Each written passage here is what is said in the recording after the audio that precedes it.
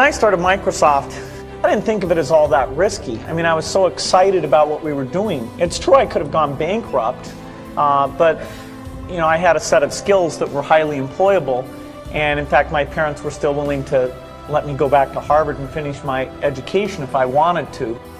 And so then I got this incredibly conservative approach that I wanted to have enough money in the bank to pay a year's worth of payroll, even if we didn't get any payments coming in.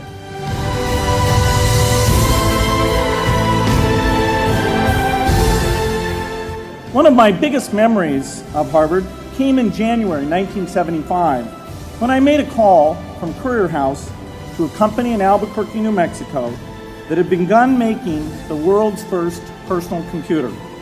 I offered to sell them software. I worried they would realize I was just a student in a dorm and hang up on me.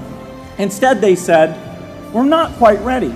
Come see us in a month," which was a good thing because we hadn't written the software yet. From that moment, I worked day and night on the extra credit project that marked the end of my college education and the beginning of a remarkable journey with Microsoft. If you're going to start a company, it takes so much energy that it better overcome your feeling of risk. I don't think that you necessarily, if you're going to start a company, should do it at the start of your career. I think there's a lot to be said for working for a company, learning how they do things.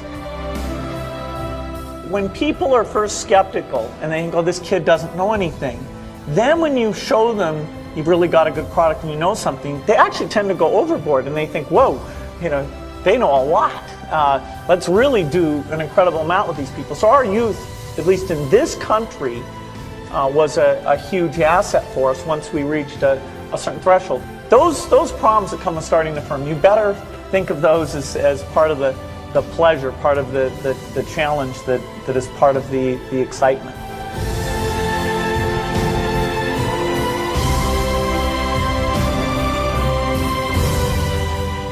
You can't just keep doing the same old thing you were doing before. You have to take your skills and attack the new frontiers.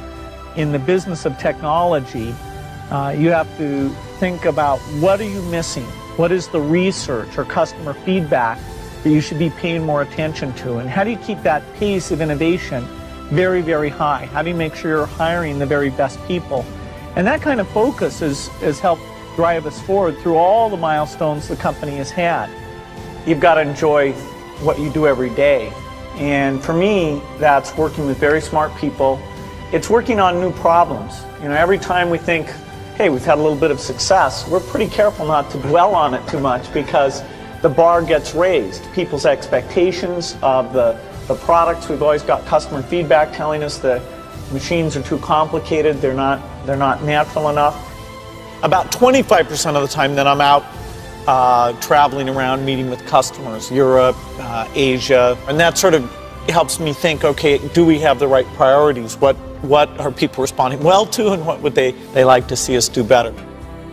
The competition, the breakthroughs, the research, but the computer industry, in particular software, I think is the most exciting, and I think I have the best job in that business. You all have a chance to innovate. As you're thinking about your innovation, of course, you should go after any market that you think is interested in it. But a little bit, if you can also think, okay, does this innovation apply to those most in need? What are you going to do to make it cheap enough, simple enough?